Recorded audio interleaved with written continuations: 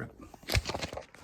I'm gonna try to place you guys as best as I can. If you guys fall down, or if the camera falls down, then I apologize. Hello, everybody. Hello. It's Saturday, and I told you guys I would give you guys the gear change show today. It's about 11:30, so I decided I would do this. I kind of had some stuff to do, so I kind of so yeah, guys, today was my aunt's 55th birthday. We celebrated. I actually worked 8 to 12 yesterday, 8 to 12 today. But that's not the reason why I wanted to talk about today. So I told you guys the year change show would be about something automotive related. Oh, wait a second. Yeah, that's right. It's Indy month. So I'm going to talk about Indy. It's Indy month, gear change show. I'm going to talk about the Indy month. So this is the, so I'm going to talk about turbocharging, supercharging, and stock blocks and all this other stuff. So I thought I'd kick it off with a gear change show. And the tech talk is going to be about turbocharging and supercharging tomorrow. I'm going to record that early in the afternoon so I can get it to you guys out in a good time. But so we're going to talk about, so we're going to start at the beginning. The Indy 500. The Indy 500, as you guys know, for those of you out there who know, for those of you who don't know, for those of you who watch the Indy 500 religiously through the years, whether you watch replays or you watch the Indy 500 yourselves or in person. I've never watched Indy 500 in person, but I will have to at some point. So I will, so the Indy 500 started out as a sweepstakes race in 2011. So people, so when they used to do the qualifying order or the running order for the race, they used to go off by they used to send a letter to the drivers in the mail, and the drivers would be in a certain position, and then they'd have to jockey for 200 laps. And I think the first race, because they were so slow, I think took like 7 or 8 hours or something like that. So they had to start early in the day versus the Indy 500 today, where it takes like 2 to 3 hours to complete the Indianapolis 500 because the cars are going so much faster. The cars back then were only going to probably capable to maybe 20, maybe 30, maybe 40, 50 miles an hour. And then as the decades rolled on, the cars got faster. So Indianapolis actually started out as a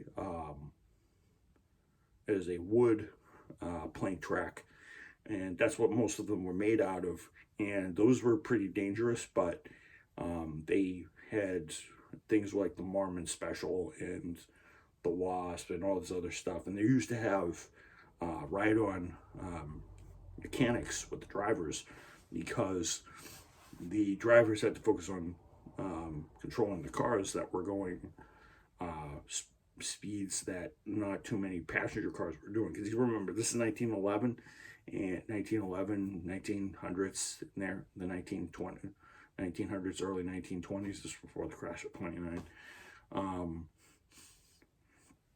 The cars had little bicycle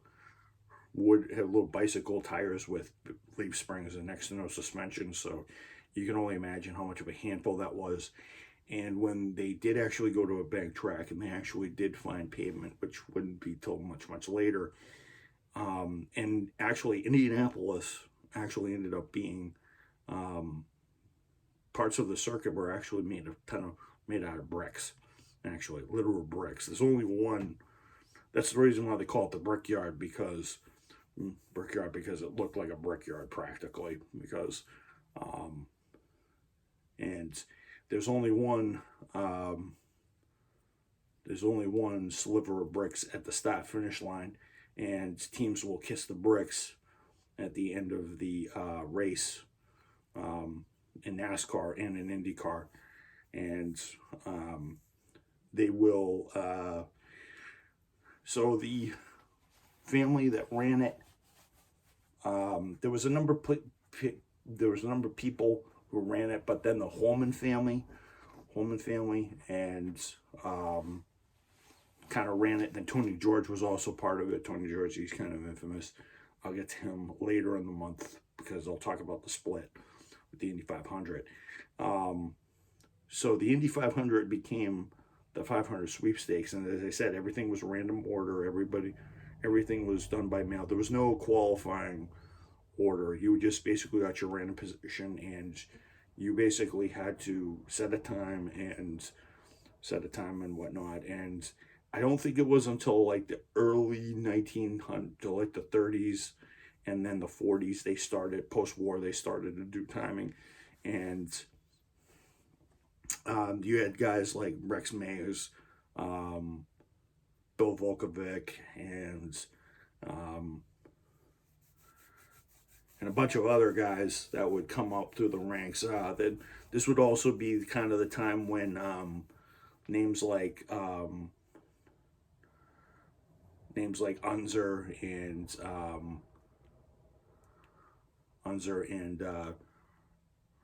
stuff like that would start coming out of the ways in the 50s and 60s. But I think by then, post-war, it was also won by Tony Holman, the Holman family. I think there's only a few. I think there's only one or two of the. There's only a couple of the Holman family really left, and who kind of owned it at one point. I think, and as you guys know, Roger Penske owns it. Roger Penske, the captain, who's won it 18 times, owns it now. That was the pre-war, and cars evolved post-war because a lot of people were using midgets and modified roadsters with all sorts of engines. The early ones were all over the place. A lot of Grand Prix, a lot of Chevy cars, a lot of Chevy Specials probably had big four-cylinder motors, chucking out big horsepower, and not a lot of traction on the little skinny tires that they had. They're probably as wide as this bottle, maybe even less. So, actually, I think they were probably the same width as this phone case right here, probably a little bit bigger. And then the tires started to get bigger and bigger because they started to notice the cars were gaining speed. The speeds at the sweepstakes it was probably 40 miles an hour, 60 miles an hour, and that was 80 miles an hour, 90 miles an hour, 100 miles an hour, and then eventually, I think in the 50s, we started getting to 125, 130, 140. And I think it wasn't until the 60s that we started getting 160, 170. And then in the mid to late 70s, we got to 100, 190. And we got to 200 in like 1977, 1978 with Offenhauser power or Ford power, if you were lucky to have a Coyote or an Eagle by Dan Gurney. And I think this was at the time where USAC kind of had its split with USAC. The team owners had a split, and of course, in 1979, the kart teams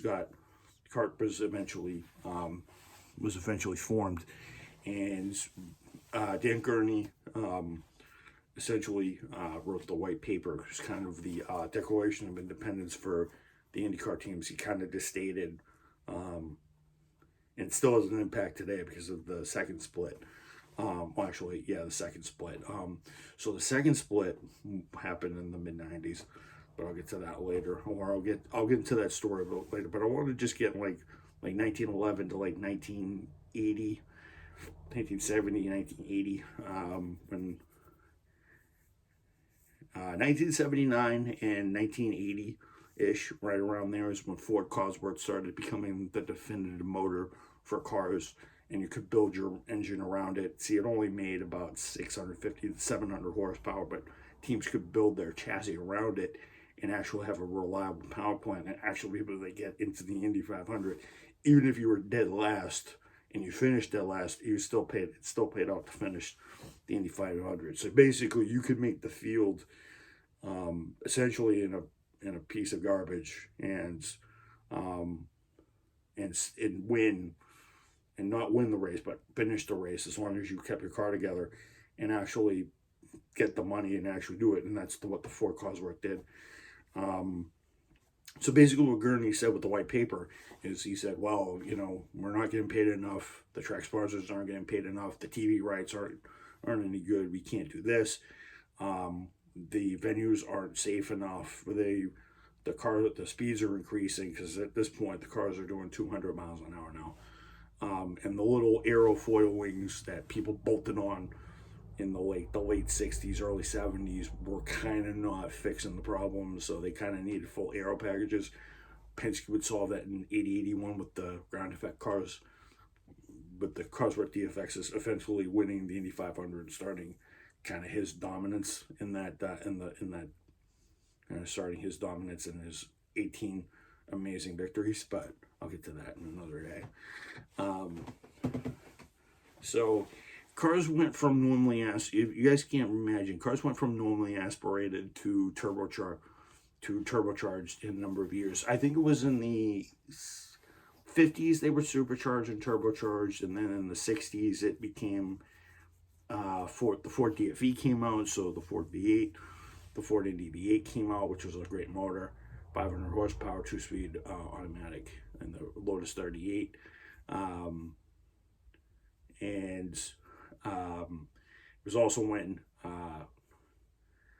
AJ Foyt came out with the Coyote and started copying the Lotus 38 because everybody wanted one and just stuck their own engines in the back. And then turbochargers would come in the 70s and stuff like that, and be go crazy. Cars would have like 8, 9, to be unheard of. Some of them would have 1,200 horsepower probably, and they were pushing cars that were very aerodynamic, that were as aerodynamically efficient as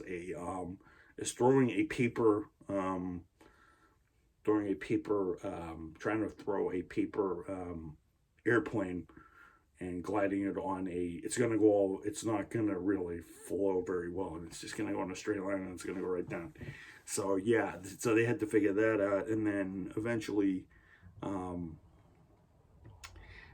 Roger Penske didn't want to notice that Ford wasn't really developing the cars. There wasn't really much, and he wanted a power plant that wasn't going to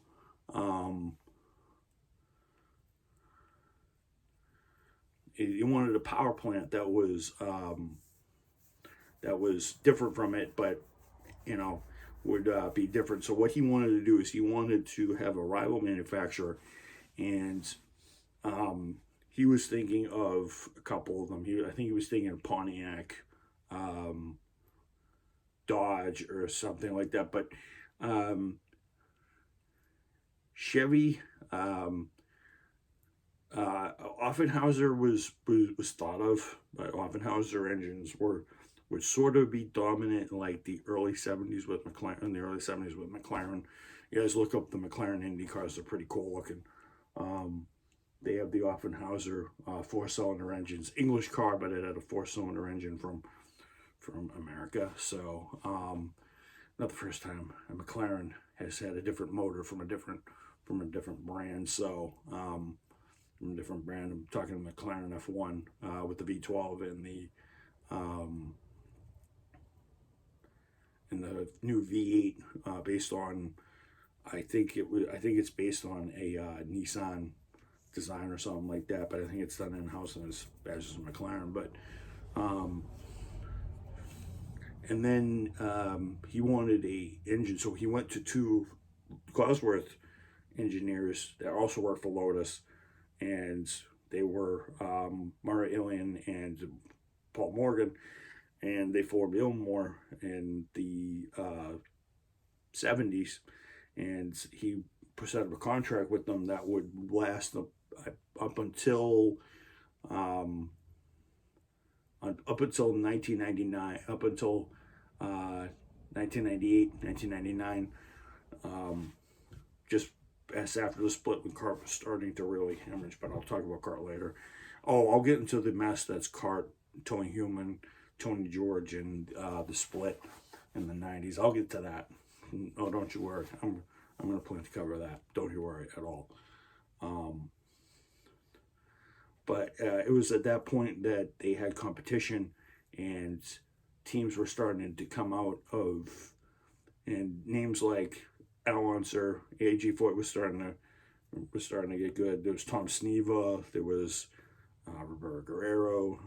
There was also Tom Carnegie, who would do the voiceover for the fastest laps at the track. So yes, I mean, there was a lot of diversity in the cars, and the cars kept getting better every year. So as soon as the Cosworth B8 had competition, the 80s were kind of that power crazy because Buick started getting in on it with the stock block rules. Essentially, well, actually, stock block rules have been in the Indy 500. I'm going to talk about the stock block rules because I'm going to have to talk about that motor. Because I'm going to have to talk about that motor at some point. I may talk about that motor the day before the 500 since it's Tech Talk. I'll talk about the Chevy Ilmore Mercedes 500i. I'll talk to you about that thing. For those of you who don't know it, I probably briefly talked about it, but I'm going to talk to you guys about it because I've read the book by Jay Gerst. It's an amazing book. So if you guys want to learn about the Indy 500 and learn how maybe one of the greatest skunkworks projects that ever made got through and won the Indy, helped them win the Penske win the Indy 500. But stock block rules basically what you could do is you could run, back in the 60s, you could run a stock block engine. I think it had I don't know the size requirements. It depended on what motors were being used at the time. To my knowledge, the de facto engine being used back then was the 2.6 Offenhauser. I think Ford got in on it. Ford got in on it with Foyt a little bit, but I know it was Offenhauser. And so Chevrolet, Ford, Pontiac, and Oldsmobile would all, you could get a 4.4 liter, or I think up to a 5.2 liter, 5 liter engine. You could get up to a 5 point something liter engine in the car. And what it would do is, if you didn't have a heck of a lot of money and you weren't able to spend money on an Offenhauser or a Ford or a Foyt, you could build something in your garage as long as it complied with the rules and the car gave you slightly more power. It's I think Dan Gurney did it one time because I don't think he quite had the money for any of the motors or any of that stuff like that, because I don't think he had money for an Offenhauser. I think he was trying to use brute American muscle to use it. His car's famous. It's the all black looking thing, and you can see the velocity stacks off the back and the exhaust pipes. Pretty cool looking car. It's I actually can't show you a photo because unfortunately YouTube will crucify me, so I can't do that. So yeah, the 80s were kind of an interesting time for kart, and kind of the beginning of some rivalries, and also the emergence of some talents. Like Al Unser Jr. would come up, would be Al Unser Sr.'s kid. Bobby was 50s, 60s, 70s, 80s. You have Johnny Rutherford, you'd have Sam Posey, Barnelli Jones, Tom Sneva, Sweet Savage, back in the 70s. You also had a couple other guys in there. I'll give you some of the names of. I'll give you some of the names of some of the guys that won the Indy 500. Some pretty interesting names, and some of the interesting sponsors, like they had Pennzoil, they had Mobil, Mobil Gas, Esso, Domino's was a prominent one in the 80s and 90s with Ari Dyke.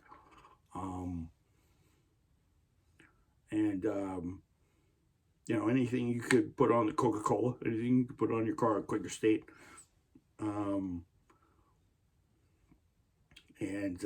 You know, the rise of I know AJ Voigt made his own engines that made massive horsepower.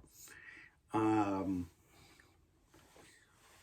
this is also the time when some people started to kind of look at kart, and people were looking at kart, and people were like, this is really good. This is what Dan Gurney wanted. We can do well here. We can do well with all of our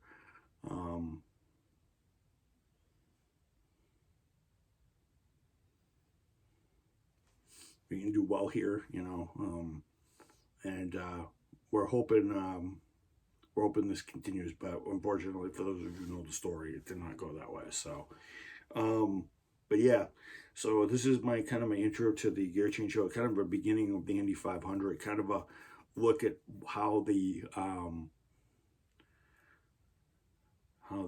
everything goes, and I'm going to tell you how the turbocharging and supercharging revolutionized the sport. So, and how it turned up the speeds to dizzying levels. So, I will see you guys. I'll see you guys later. I'm gonna upload this now. I think it's about 11:50. So, but I'll do the tech talk tomorrow about turbocharging and supercharging, sort of its history and how it sort of helped out Speed's rise at the Indy 500. I'll go some stats and I'll show you guys just what these engines could do. And then I'm going to talk about, and then the next Gear Change show, I might talk about the late 80s, early 90s, and I'm going to talk about the split. And probably on the eve of the Indy 500, I'm going to talk about the 500i. So on the Gear Change show Saturday before the 500, I'm going to, the Saturday before the 500, I'm going to talk about the 500i, because I can't forget that one, because Roger Penske's miracle motor that kind of just blew everybody's mind away.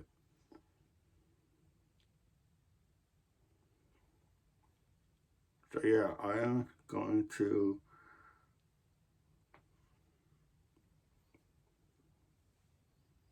bid this one adieu. I will see you guys. I'll see you guys later. I'll see you guys with the automotive tech talk tomorrow for the for turbocharging and supercharging, and how it revolutionized the Indy 500. So, and how it was kind of prominent in Grand Prix racing, and how it moved over to Indianapolis. And I'm going to tell you guys. Oh yeah, by the way, I didn't tell you guys. Indy cars and Formula One cars actually used to compete on the same circuit with each other. I'll tell you guys about how that cross-pollination and how that idea came through. So I hope you guys are going to be strapped in. I hope you guys are going to hold on. It's going to be going to six gear overdrive tomorrow. So I hope you guys enjoyed. I'll see you guys tomorrow.